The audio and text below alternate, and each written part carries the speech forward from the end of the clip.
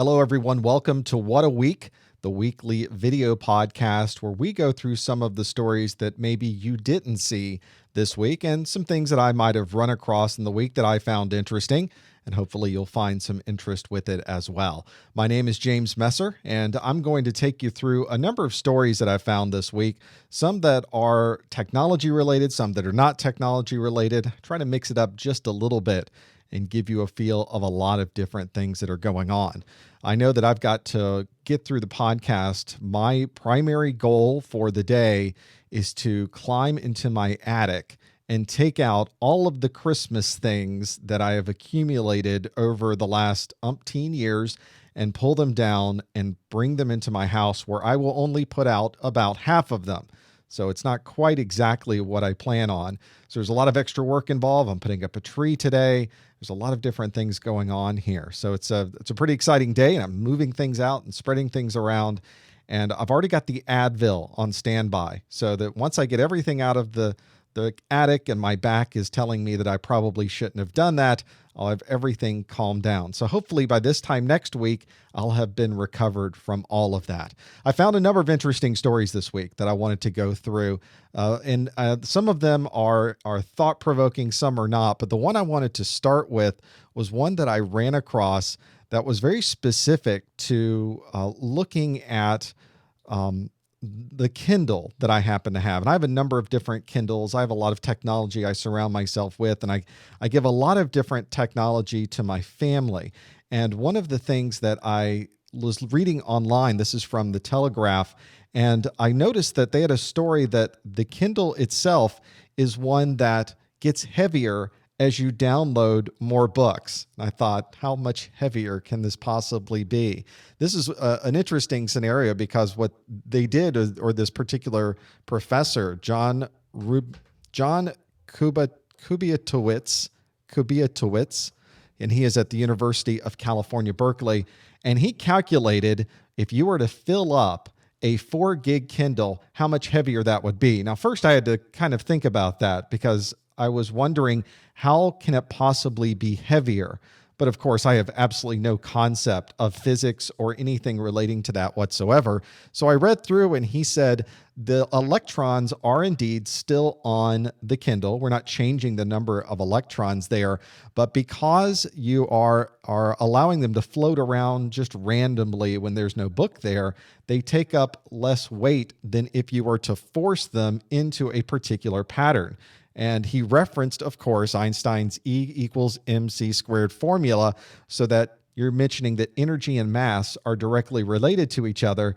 And the ultimate number was, if you fill up a 4 gig Kindle, the Kindle becomes 1/1000th of a billionth of a gram heavier. So there you go. So if you're giving someone a Kindle for the holidays and you're planning to explain to them how they can download books and put it on there, you might want to add on perhaps a membership to the local gymnasium, because you're going to have to carry around that extra 1/1000th of a 1/1000th of a gram. Had not really thought about that before, but now I have to start adding up all of the different solid state memory devices that I have and just see how much of that I'm really having to suffer through every time I go through and try to fill up more and more books, because I can't have quite enough books on there. The one thing I was looking at this week from a story perspective was one that was very specific to security. And this network security is a piece that is relatively important to me. And it goes back to a story that occurred. It was one that was reported actually in November, and I'll bring you up to date with how this worked this particular week. But in November, there was a report, and this is from Wired. Let me scroll up a bit so you can see that. This is from Wired, and it talked about this story of attackers hitting in Illinois a water pump at a city station. And this was quite the concern. And it kind of goes back into details about how all of these things work from a security perspective. And I thought it'd be useful to step through what some of these things really were and how they operated. And the way that these things are really focused on from a security perspective are these particular protocols that are used. This is called SCADA, and it stands for Supervisory Control and Data Acquisition. One thing that you're probably aware of, but weren't quite certain how it all connected together, is that all of our utility systems, the water systems, the electrical systems, they're all using this very industrial type of protocol to communicate to each other. Because these are not Windows computers, these are not Linux devices, these are not any particular kind of system. They are industrial, specifically proprietary made systems, but they all have to talk to each other in some way. So the industry has decided to have a standard way of communication. We're going to use this type of communication called SCADA. And by using that, you can control what's happening in a facility all from one single terminal. You can sit at a single station and watch everything that's going on. And it works quite nicely in the way that it operates. Now, obviously, there's a big security concern associated with that, because if you have access to those particular kinds of equipment, you could cause some problems associated with that. And this story came out that said that quite a few things were going on relating to this particular attack. And this was something that was blogged about on November 17th. And it was blogged about by Joe Weiss, who was talking about a state organization in Illinois. And he didn't mention which one, but ultimately it was found out exactly which one that was. This is the link to that particular blog out at community.controlglobal.com. And Joe was talking about a memo that he had received about this particular kind of attack. The memo said that they believed a SCADA software vendor was hacked and a customer username and password was stolen that gained people access into this water system. The IP address, this is the really interesting part about this, the IP address of the attacker went back to Russia. So obviously, big concerns. If there is a Russian IP address that's now accessing the water controls in Illinois, that is obviously the red flag that went up for everyone. And indeed, there was damage, and that was part of this memo, is that a water pump was accessed, and the water pump was turned on and off, ultimately burning out the water pump.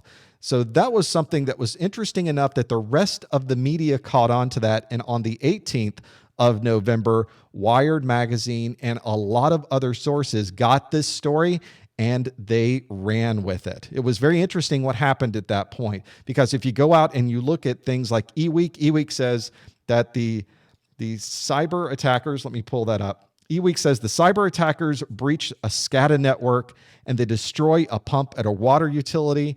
You can see that Network World said America's critical infrastructure security response system is broken. And Computer World says there were 4 lessons that we can learn from this attack on the Springfield, Illinois SCADA cyber attack.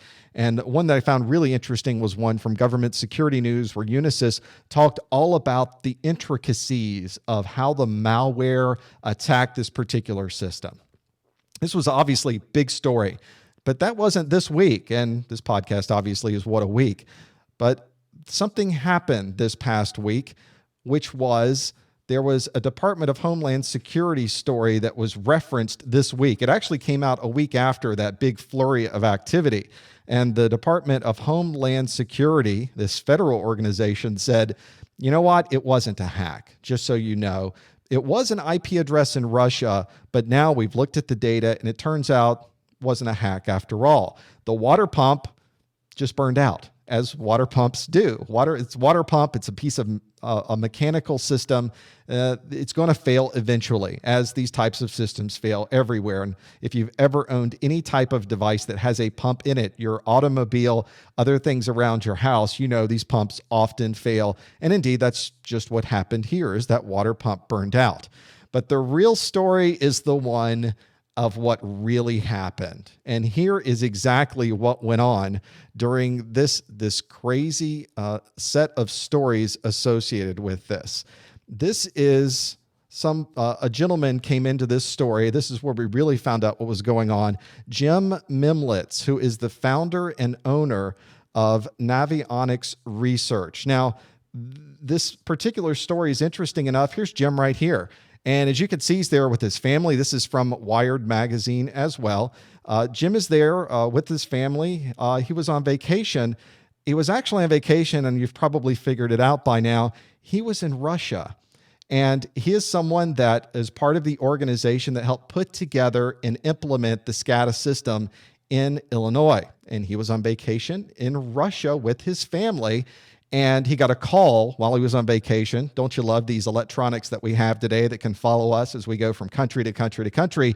And got a message saying, hey, could you do me a favor? Could you go in and have a look at some reports that we're seeing? So while he was there, the guy that he is logged into the system through the normal username, password, probably even an encrypted VPN tunnel, I would imagine, got into the system, had a look at things, and went away. That was 5 months ago. Now, what happened in the meantime is that this story came out, and initially, Jim saw the story and thought, well, that's pretty interesting. Here's a security breach that's talking about something that happened 5 years ago from Russia. And then he realized, wait a second, I was in Russia 5 months ago. That's me they're talking about. Through this whole process of going through and looking at data that occurred in November, somehow somebody looked at an IP address reference from 5 months ago and decided it was the intruder from 5 months ago that used a legitimate username and password, which was Jim's, to get into the system. And so at that point, they went ahead with the story and said, oh my gosh, this could be really a big problem. At no point did they actually call Jim to see if his computer had been stolen, if his credentials had been compromised, if he had seen anything odd. There was absolutely nothing relating to this that Jim even knew about before that story came out. So this is one of the challenges, of course, when you're getting into these situations, is that you go through this entire process of looking at what happened with this water pump. You go back 5 months, you see an IP address, and then everything is a jump to a conclusion. And the problem perhaps isn't the fact that the memo came out that said, we're looking at weird things. Part of the problem was also the fact that the media went crazy with this, as they are like to do. Now, I went back and read those stories from back in November when the story first broke. And let's look at those one more time, just so we get a good feel of this. What was really interesting about this was that now they're breaching our critical infrastructure security response system is broken. I might agree with that, network world, but not for the reasons that you put. Here are 4 lessons that we can learn from the security breach that did not actually happen. And the one I really, really liked, again, is the one from the gentleman at Unisys that said, the malware that was used to attack the water plant in Illinois seems to have been carefully tailored to penetrate both the SCADA device itself and the manufacturers of those SCADA devices. This is horrible. What a horrible piece of malware. But of course, there was no malware. It was just Jim, who was on vacation, who was logging in to look at some reports. So this is one of the challenges you see whenever you look at any story in the media, whenever you worry about anything. There is a truth to what's going on behind the scenes. There is an importance to understanding the security associated with these particular systems. In this particular case, none of these things were actually accurate. And I found that to be the What a Week story for this week for that very reason. So let's look at some of these other stories that I've got for you. But that particular one, isn't that a great story with Jim? There's his family. Everything there looks so great. And in fact, he had a great time. This is a great story from Wired. If you have a chance to read it, let me pop up the URL there again.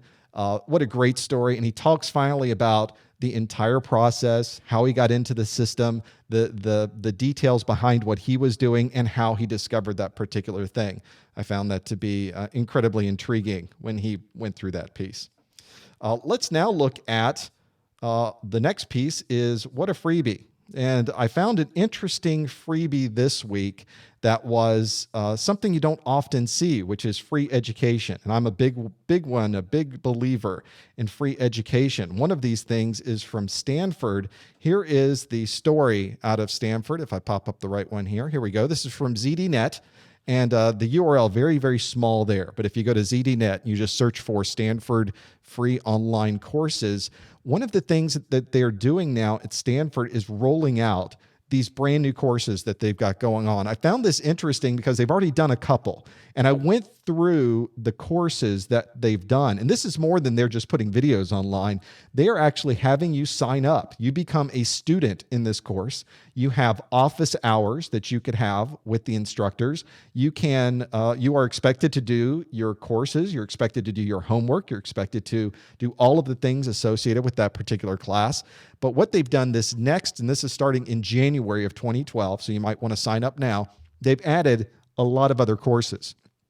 So you can see here, they've got some software as a service, computer science 101, machine learning, cryptography, natural language processing, human computer interaction, design and analysis of algorithms, probabilistic graphics models. They've got a lot here.